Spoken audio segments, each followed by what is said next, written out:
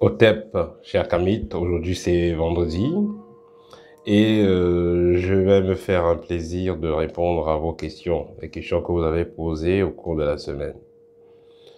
Alors, je vais rappeler ici, si vous avez des questions concernant l'une de mes vidéos, ou les questions qui concernent clairement le kémétisme ou la spiritualité, posez-les directement en barre de commentaires sous mes récentes vidéos de YouTube. Sur mes récentes vidéos, posez vos questions et je vais répondre à vos questions le vendredi, autant que possible.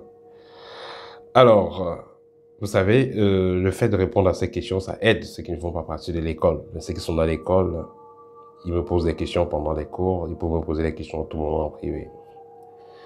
Donc, cette séance réponse aux questions, c'est pour aider les abonnés, ceux qui sont dans un freelance, je ne vais pas appeler ça comme ça, ceux qui sont dans une auto-initiation, ceux qui ne sont pas encore prêts pour suivre l'initiation, que ce soit chez nous, que ce soit ailleurs. Voilà.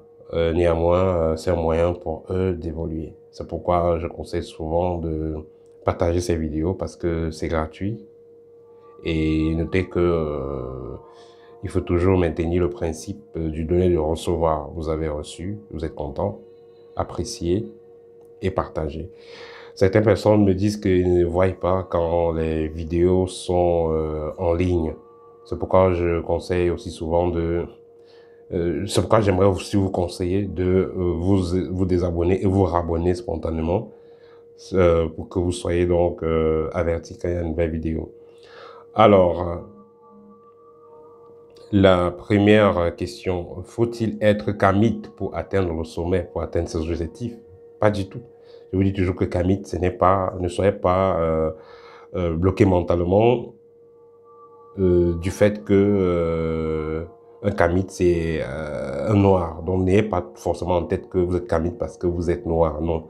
Kamite, mettez-vous en tête que vous êtes kamite parce que vous vivez d'une certaine façon. Vous vivez avec certains principes. Parce que vous allez voir des gens, que ce soit des Japonais, des Chinois, des Indiens, des Blancs, n'importe quelle race, vous allez voir des gens qui sont heureux. Parce que le but le but de notre venue dans cette planète est d'être heureux, d'avoir une belle existence.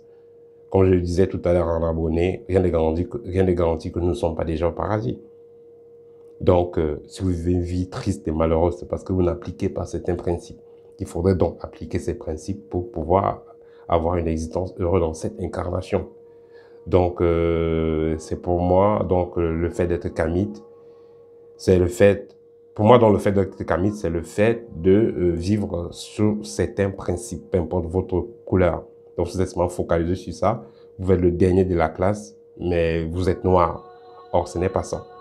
L'essentiel, ce n'est pas une histoire de couleur, c'est vivre avec certains principes, être en harmonie avec votre moi supérieur, avec vos guides, vos ancêtres, avec l'univers, avec les êtres qui vous entourent, c'est tout. Voilà, question suivante. Une personne ici qui dit qu'elle rêve d'avoir de l'argent. Il y a parfois certaines personnes que vous connaissez, vous demandez l'argent, ne vous donne pas, mais vous allez voir dans le rêve, en train de vous donner de l'argent, ça c'est du vampirisme. Quand quelqu'un vous donne de l'argent dans les rêves, alors que physiquement, il ne vous aide jamais, la personne prend vos énergies, la personne prend votre étoile, la personne vous achète. Dans certains cas, la personne va vous donner l'argent dans les rêves, et le lendemain, vous donner l'argent physiquement. C'est pas parce que vous avez une intuition, non. Ça peut être également du vampirisme. Il y a une loi spirituelle qu'on appelle la loi de l'action. La personne va agir dans l'invisible et venir agir dans le physique pour finaliser son rituel. Question suivante, quels sont les différents moyens de possession? Voilà, on peut posséder quelqu'un par les relations sexuelles, on peut posséder quelqu'un par le repas, on peut posséder quelqu'un par des rituels. On va vous demander de venir faire les rituels traditionnels, venir faire, oui, c'est comme ça que vos grands-parents faisaient, c'est comme ça que la tata, le papa viennent dans ton village, on va te faire la tradition. C'est comme ça qu'on vous possède.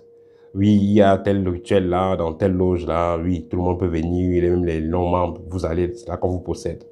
Donc voilà, des différentes façons de posséder les gens. Pour faire une libation aux ancêtres, faut-il parler en langue maternelle? Pas du tout. Parlez la langue que vous voulez. Dans le plan spirituel, ce n'est pas forcément la langue physique qui compte. Et les esprits parlent toutes les langues, ils entendent toutes les langues, parce que ce n'est pas une histoire du vocal, c'est une histoire vibratoire, une histoire, ça se passe par télépathie, ce que vous pensez, ce que vous désirez.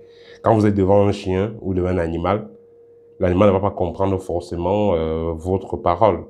Il va comprendre la vibration que vous émettez, les gestes que vous faites, la vibration que vous émettez. Donc voilà, ce n'est pas forcément la parole. Donc vous vous adressez aux ancêtres, c'est la volonté qui compte.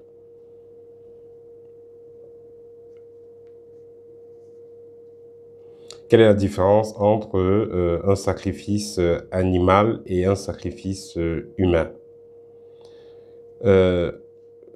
Il faudra noter ici que les sacrifices humains sont beaucoup plus employés dans les cas de satanisme et autres, tandis que les sacrifices animaliers, on va beaucoup les voir dans certaines traditions, entre guillemets, on va dire les traditions africaines et tout ça, dans certaines traditions, même pas seulement africaines, indiennes, un peu partout, ils vont sacrifier des animaux pour faire des rituels et tout ça. La différence, c'est que c'est l'humain et c'est l'animal, pour dire ça bêtement et simple. Mais du point de vue spirituel, l'énergie de l'humain est plus puissante que l'énergie de l'animal. Mais l'animal et l'humain, c'est une histoire de frères et sœurs. C'est pourquoi l'initié, avant de tuer un animal, il va parler à cet animal-là, il va tuer cet animal avec respect. On va l'initier, le kami respecte l'animal, il respecte la nature. Parce que l'animal a également une conscience, comme l'être humain a une conscience. Et l'animal est supposé évoluer comme l'être humain évolue. Donc, la différence au niveau spirituel, ce n'est qu'au niveau de l'intensité d'énergie, mais l'être humain et l'animal, c'est presque la même chose. Ce n'est que le physique là qui est un peu différent. Et il va vous dire même que, vous le savez très bien, dans certaines traditions, des humains peuvent se transformer en animal. Donc, si l'être humain se transforme en animal, ça veut dire qu'il y a une grande liaison entre l'humain et l'animal. Il y a une grande ressemblance. L'humain a le sang, l'animal a le sang. Il a le cœur, l'autre a le cœur. Voilà. Et je pense même que récemment, là, il y a certains médecins d'un pays, là, je pense aux États-Unis, qui ont réussi à greffer le cœur d'un cochon d'un être humain. Donc, vous dites que l'être humain et l'animal, voilà, il y a quelque chose d'assez particulier. Donc, les deux vies doivent être respectées, tout simplement.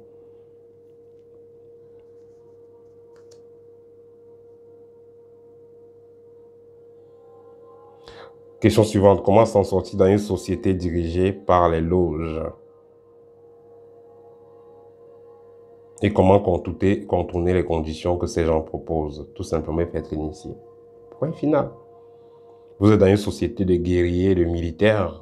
Quelle est la solution? C'est d'être aussi un guerrier, d'être un militaire. Apprendre les règles de la guerre, apprendre à s'en sortir dans le milieu, c'est tout.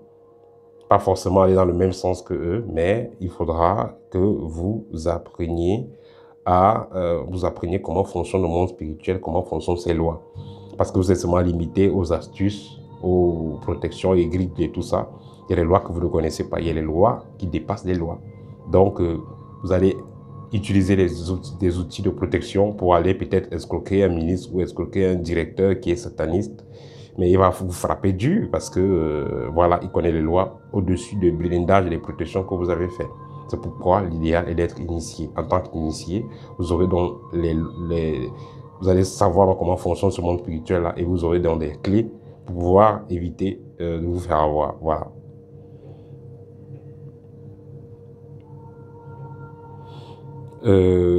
Question suivante. Comment lutter contre les loges et les chasser? Déjà, comment lutter contre les loges? C'est de partager ce que nous faisons, ce que la communauté Kamit fait. Partager, partager, partager. Partager quoi? Vous devez partager des vidéos où on dénonce ce que les loges font, où on explique aux gens que ce n'est pas quelque chose de positif d'aller entrer dans une loge X ou Y. Il faudra faire comprendre aux gens que celui qui entre dans une loge est un traître pour ses ancêtres. Il faudra faire comprendre aux gens que celui qui entre dans une loge n'a pas un avenir, n'aura pas un excellent avenir, que ce soit dans le monde vivant, que ce soit dans le monde invisible. Il faudra comprendre à celui qui entre dans une loge que son âme sera perdue, parce que son âme sera absorbée quelque part. Donc, il faudra faire comprendre tout cela à celui qui entre dans une loge.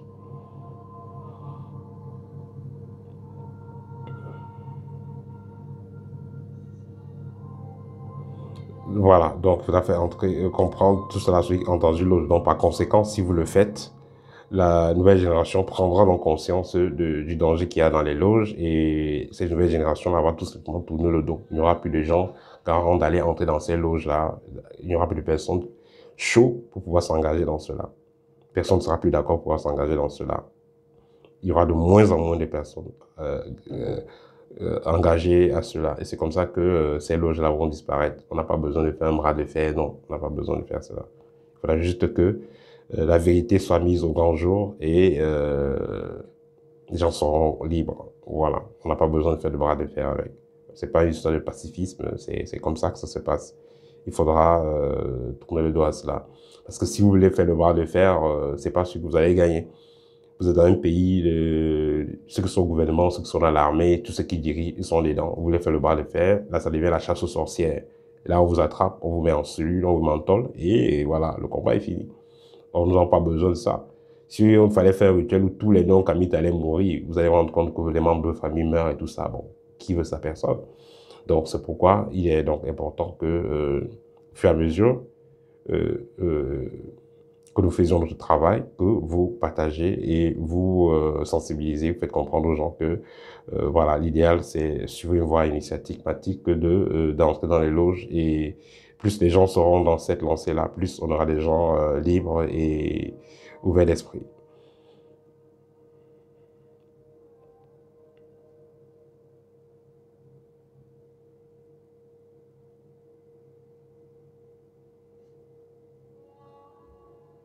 Voilà, question suivante. Comment se mettre à l'abri quand on ne maîtrise pas la spiritualité de son partenaire? C'est-à-dire ici que vous avez un partenaire qui est dans une loge et vous voulez être à l'abri de telle sorte que s'il ne puisse pas agir sur vous. Comme je vous l'ai dit récemment, la seule solution sera l'initiation parce que sinon, vous allez vous limiter. On a vu beaucoup de filles, elles sont avec des grosses têtes, des directeurs et tout ça. Elles finissent très mal. Pourquoi? Parce que le marabout va lui donner des plans, des herbes. Oui, mets ça en ceci, tu vas l'envoûter. Tu ne peux pas envoûter un sataniste. Tu ne peux pas envoûter un sataniste. Il connaît toutes ces sorcelleries rapides que toi. Le marabout lui-même ne vaut rien devant ce sataniste-là. Le plus important, c'est de connaître les lois qu'il utilise, connaître les principes qu'il utilise. Une fois que vous connaissez ça, vous saurez qu'est-ce qu'il y a à faire, qu'est-ce qu'il ne faut pas faire. Et non seulement ça, une fois que vous suivez une voie initiatique, vous n'avez pas besoin d'aller faire la lèche devant quelqu'un. Parce que vous pouvez avoir tout ce que vous voulez sans aller faire la lèche devant quelqu'un.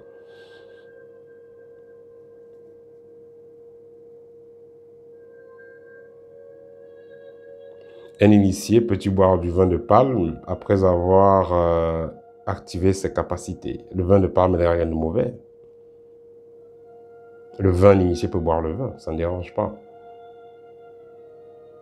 Ce qu'il faut éviter, c'est les faux vins de mauvaise qualité, les alcools de mauvaise qualité, les bières et tout ça. Il ne faut pas les boire n'importe comment. Mais en ce qui concerne un vin de bonne qualité, il n'y a aucun problème. Mais surtout, il ne faut pas en exagérer. Voilà. Et la dernière question, si on est né avec des pouvoirs spirituels, voyance, guérison, doit-on s'initier? Bien sûr. Quand on est né avec des pouvoirs spirituels, on doit s'initier pour prendre conscience de ce qu'on a, pour prendre conscience de qui nous accompagne, les êtres invisibles qui nous accompagnent, et aussi pour avoir dans le mode d'emploi, comment est-ce que fonctionnent ces êtres-là, comment est-ce que je peux faire pour rester en harmonie avec ces êtres-là. C'est ce à quoi sert l'initiation. Ce n'est pas de contempler, dire les pharaons font ci, les pharaons font ça, on était ceci. Non, c'est pas ça l'initiation. L'initiation, c'est d'être conscient des êtres qui nous accompagnent, être conscient de la présence de nos guides, comment être en résonance avec eux pour pouvoir donc réaliser notre mission de vie. C'est ça l'initiation. Donc la réponse elle est affirmative. On a besoin d'initiation quand on est né avec des facultés.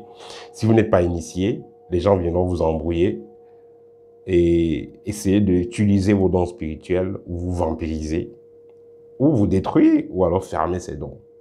Voilà ce qui arrive quand vous n'êtes pas initié. Les ancêtres n'ont pas été fous, Dieu n'a pas été fou en faisant que vous veniez avec cette incapacité, si on va parler dans le langage du commun des mortels. Ça va parler de langage sciatique. Si vous êtes venu, vous êtes né avec cette incapacité, c'est parce que vous les avez déjà développées et vous avez souhaité que ces facultés soient mises en exergue, en avant, pour que ça vous permette de vous connecter rapidement à votre mission de vie. C'est pourquoi vous êtes venu sur Terre. Voilà, je pense que là, j'ai répondu à toutes vos questions. Si vous avez besoin d'un scanner spirituel, n'hésitez pas, contactez-moi. Vous avez un problème sérieux qui vous dérange, contactez-moi. Vous avez besoin d'un de mes livres, que ce soit les livres libres ou Art de rayonner, ou alors vous avez besoin d'une formation complète qui dure sur 15 mois, ou alors d'un module. Il y a les modules spéciaux rayonnement, module spécial libération spirituelle. Vous êtes perturbé par des esprits, ça dure des années et vous avez besoin d'une solution concrète. Également, contactez-moi et nous sommes là pour ça et nous allons résoudre le problème au plus tôt possible. C'était tout pour aujourd'hui. Au TEP et bon week-end à tous.